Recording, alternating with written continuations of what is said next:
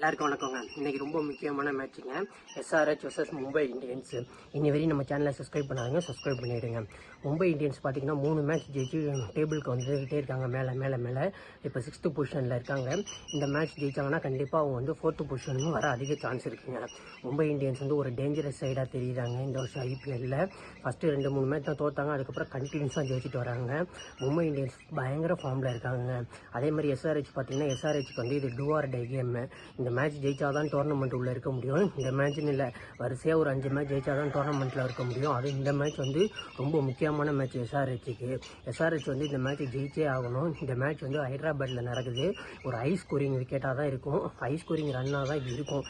ஏன்னா போன மேட்சே பார்த்தீங்கன்னா பொழந்து எடுத்தாங்க SRH. சேசிங் வந்து ஒரு 240 அடித்தாங்க பஞ்சாபோட. அதே உங்களுக்கு தெரியும். அதே மாதிரி தான் இந்த மேட்ச்சும் இந்த மாதிரி விக்கெட் தான் கொடுப்பாங்க இன்றைக்கும் SRHல. ஹைதராபாத் விக்கெட்னாலே நல்ல ஃப்ளாட் விக்கெட் தான் இருக்குங்க. இன்றைக்கி வந்து ஒரு ஹை ஸ்கோரிங் வென்யூ எதிர்பார்க்கலாம். ரன்ஸ் ஏகப்பட்ட ரன்ஸ், எக்கச்சக்க ரன்ஸ் கண்டிப்பாக வரும் 2 டீம்லேருந்தும். ஏன்னா 2 டீமுமே பேட்டிங்க்கு வந்து ஹெவி வெயிட்ஸ் தான். 2 டீமுமே வந்து பொழந்து எடுத்துருவாங்க பேட்டிங்கில், அதில் எந்த மாற்றமும் கிடையாது. SRHக்கு வந்து என்ன ஒரு வீக்னஸ்னால் அவங்களுக்கு வந்து பவுலிங் சரியாக அமையலை, பவுலிங் சரியாக கிடைக்க மாட்டேங்குது. ஹர்ஷல் பட்டேல் மட்டும்தான் கொஞ்சம் நல்லா போடுறாரு. Mohammed Shamina பின்னிடுறாங்க, bad கமின்ஸையும் பின்னிடுறாங்க. Indian talent எல்லாத்தையும் அவங்களுக்கு வந்து பவுலிங் வந்து பின்னிடுறாங்க. ராகுல் சகார் ஸ்பின்னர், அவரையும் போன மேட்ச் நல்லா வெளுத்து எடுத்துட்டாங்க. நல்ல ஸ்பின் காம்பினேஷனும் இல்லை, நல்ல ஒரு பவுலிங்கும் இல்லை. எப்படி தான் ஜெயிக்க போகிறாங்கன்னு தெரில ஹைதராபாத்துக்கு வந்து ஒரே ஒரு ப்ளஸ் வந்து பேட்டிங் தான். அதுவும் பேட்டிங்கில் பார்த்தீங்கன்னா அபிஷேக் சர்மாவும் டிராவிஸ் ஹெட் அடித்தா மட்டும்தான் உண்டு. அவங்க அடித்தா தான் பேட்டிங்லேயே அவங்க ஜெயிக்கிறாங்க. அவங்க அடிக்கலாம் டீம் வந்து ரொம்ப டல்லாக போயிடுது.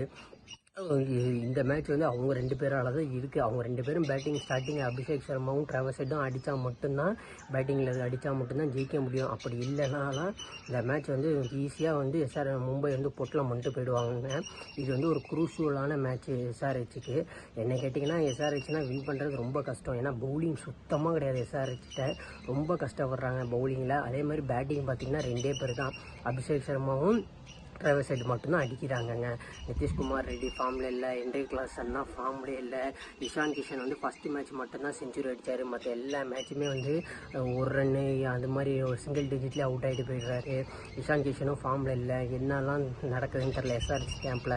ஆனால் இப்போ அவங்களுக்கு கேப்டன் வந்து சூப்பரான கேப்டன் பேட் கமின்ஸு. அதை வந்து டீமை வந்து இது பண்ணி கூட்டிகிட்டு வரணும்.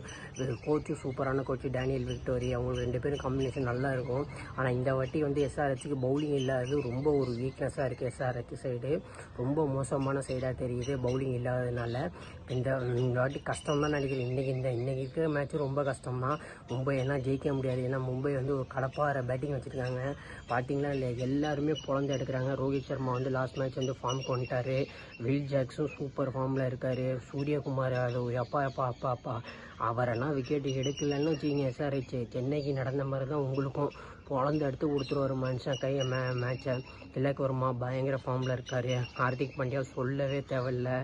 எப்பா செம்ம பேட்டிங் பாருங்கள். அவங்க பேட்டிங்கை சொல்லிக்கிட்டே போகலாம்.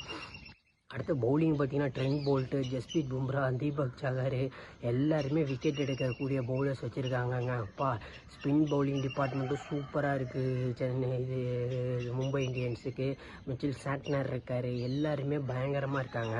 இந்த கேம் வந்து ஒன் சைடாக தான் போகும்னு நினைக்கிறேன். மும்பை இந்தியன்ஸ் தான் அதிக சான்ஸ் இருக்குது ஜெயிக்கிறதுக்கு. மும்பை இந்தியன்ஸ் கண்டிப்பாக இந்த மேட்ச்சை ஈஸியாக கம்ஃபர்டபுளாக வின் பண்ணிடுவாங்க. ஒன்று SRH பவுலிங்னா சொதப்புனாங்கன்னா, கரெக்டான பவுலிங் காம்பினேஷன் தான் எடுத்துகிட்டு வரலன்னா மும்பை இந்தியன்ஸ் வந்து கம்ஃபர்டபுளாக ஜெயிச்சு பொட்டலம் பண்ணிட்டு போயிடுவாங்க SRHை. கண்டிப்பாக இன்றைக்கி மேட்ச் வந்து ஒரு ஒன் சைடட் மேட்ச் தான். மும்பை இந்தியன்ஸ் தான் ஜெயிக்க அதிக சான்ஸ் இருக்குது. ஏன் சொல்கிறேன்னா SRHகிட்ட பவுலிங் கிடையாது, பேட்டிங் வந்து டிராவிஸ் ஹெட்டையும் அபிஷேக் சர்மாவும் நம்பி தான் இருக்குது. அதனால் இது வந்து ஒன் சைடு கேமாக தான் போகும். அதிக சான்ஸ் வந்து மும்பை இந்தியன்ஸ் தான் இருக்குது ஜெயிக்கிறதுக்குங்க.